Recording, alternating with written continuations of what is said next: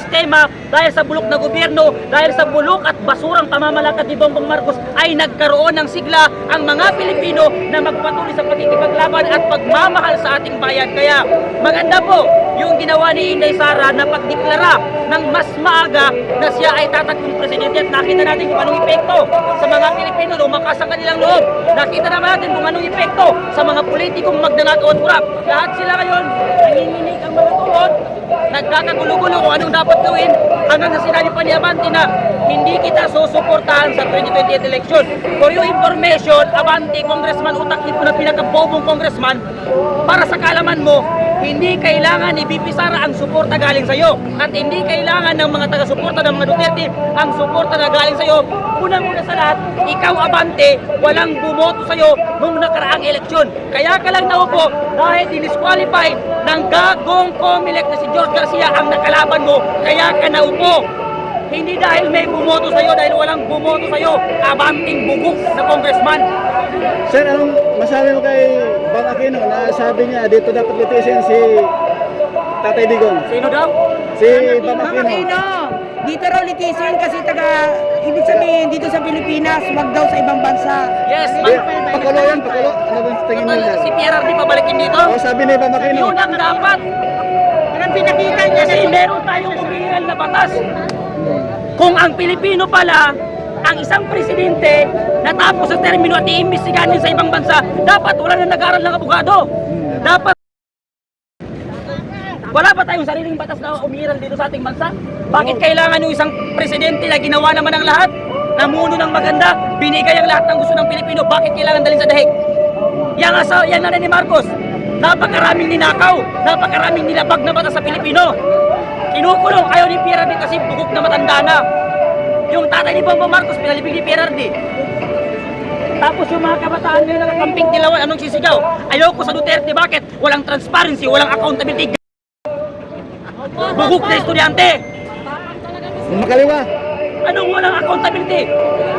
Ano ba ang ginawa ni PRRD? Hindi ba accountability para sa inyo yun? Hindi ba transparency yung pinakita ni PRRD sa inyo? Hindi ba justisya ang pinakita ni PRRD sa inyo? Nung time niya? Tapos sasabihin ng estudyante, mamamatay si Duterte, mamamatay tao. Yes! Pag adik ka, mamatay ka. Yang ni-rape ng adik, hindi niya choice na ma-rape siya. Pero yung bugok na adik na pinoprotektahan nila, Risa Ontiveros, ng mga kabataan party list, choice nila na mamatay sila kasi pinili nila maging adik.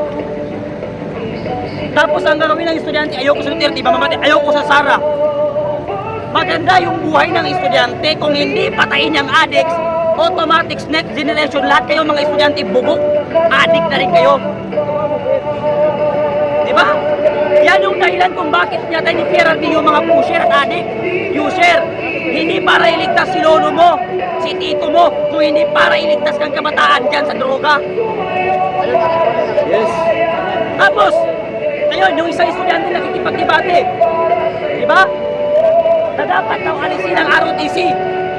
Makaliwa yun. Kasi yan daw, marami yung namatay dahil dyan. Wala daw ipinakita na respeto yung ROTC, kaya dapat daw alisin. Isa kang malaking bugok na estudyante. Makaliwa yata. Gusto nila mamundo. Ang tinuturo dyan, disiplina. Tapos kayong mga kakamping, gusto nyo gerahin ng China, tapos ayaw nyo mag-mandatory training. Takot nga kayong mag-mandatory training, tapos gusto nyo usubin ng China. Diba? Yes. Tapos galit sinabi ni Robby Padilla na ang kabataan mahina. Galit na galit ang mga estudyante. Totoo na mahina ang mga estudyante ngayon. Nadidepress yan sa simple. Tanungin mo estudyante, anong problema? Bakit malungkot ka? Nadidepress ako, bakit 50 lang ang baon ko? Diba? Bakit ka tumalon? Binarangka ko ng jowa ko. So anong tawag mo yun? Hindi ba kahinaan yun? Diba? Ang gusto ng mga estudyante ngayon, mag-OGT sa taas ng bundok, magpa-recruit sa kabataan party list ni Renico at ni Raul Manuel. Yes. Yan ang gusto nila. Si Kiko Barsaga, sinasabi niya si Bongbong Marcos magnanakaw. Ano ang ginawa ng House of Representatives? Sinuspende. Si Renico harap-harapan ng pag-recruit sa mga estudyante. Bakit hindi masuspende? Diba? Yes. So ibig sabihin, ang gobyerno natin ngayon bulok na bulok ang sistema. So hindi tayo titigil ng mga Pilipino dahil sa pambababoy nila, pambabastos nila sa karapatan ng bawat Pilipino at pagpapadala nila kay PRRD ng illegal sa dahig. Diba? Andiyan ang Supreme Court. Kataas-taas ang hukuman ng Republika ng Pilipinas. Bakit hindi siya dito? Diba? Eh, kung ano naman pala gagawin natin after ng presidente, mamuno, dadalhin sa dahig, huwag na tayo mag-abogado. Pagkinggan na lang natin ni Soto. Kasi yan si Soto, namuti na ang buhok, hanggang ngayon bubuk pa rin. Sir, ano ba? Sa tingin mo, sir? Tama. Oh, si Gadon, ganun din. Smart. Ano ba yun? Ano ba Aquino? Ay talagang hindi mananalo si VP Sara kung palakyan ang nakaw. Pero kung pagmamahal sa bayan ng pag-usapan, wala sila at Larry Gadon. Sabi nga ni Larry Gadon, bakit si VP Sara hindi madisbar-disbar? Eh katakot-takot na pagmumura ang ginagawa niya. Si VP Sara, nagmumura pero matalino. May ginagawa. Si Gadon, nadisbar kasi bugok. Eh kaya lang naman nakapasen sa bar exam kasi nangopya eh. Eh nung nalaman ng ano na nangopya pala, bugok pala, nadisbar kagad. Kaya ngayon si Gadon, isang malaking bobo. Oo. Bugok! Bago ng Pilipinas. Isang malaking bugok, bobo. Pambansang Gadon ay bobo. Pambansang bobo. Isa pa! Pambansang bobo ng Pilipinas, Larry Gadon. Ano? Saan ka makakita ang presidente sabi niya na adik? Eh, ang galing-galing magsalita. Eh, matalino ba yung tatawagin mo? Mabuhay ang mga Pilipinas!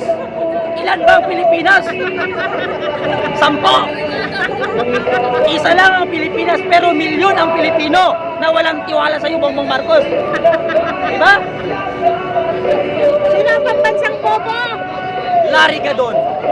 Yan ang pambansang bobo sa Pilipinas, Larry Gadon. Sir, may ba tayo? Ano motibo ni Papa Aquino bakit nagayag siya na balik sa Pilipinas? Seryoso ba siya sa kanyang panyaya or kukuha lang siya ng simpansya ng mga... Para lang makipag-plastikan, mga plastic man yan sila eh. Eh sabihin niya, kailangan ibalik si PRRD dito. Para sa next election, makatakbo naman siya ulit. Yes, tama. Di ba? Nagawid niya lang. Kaya itong mga estudyante na bumoto kay Papa Aquino, Bugok! mga bobo yan. Bugok!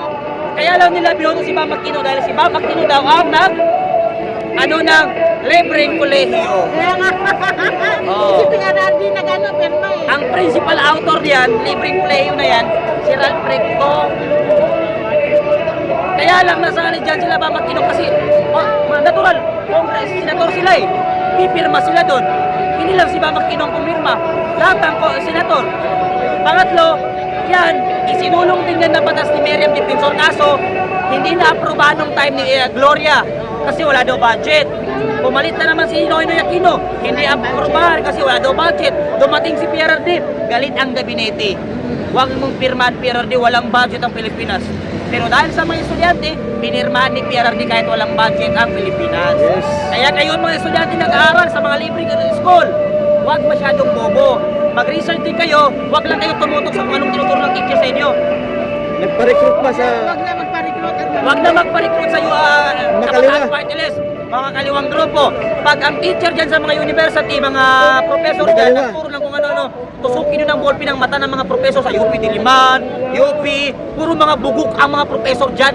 Kasi kung hindi ka bugok na professor, bakit mo aayaan ang estudyante mo mamundok?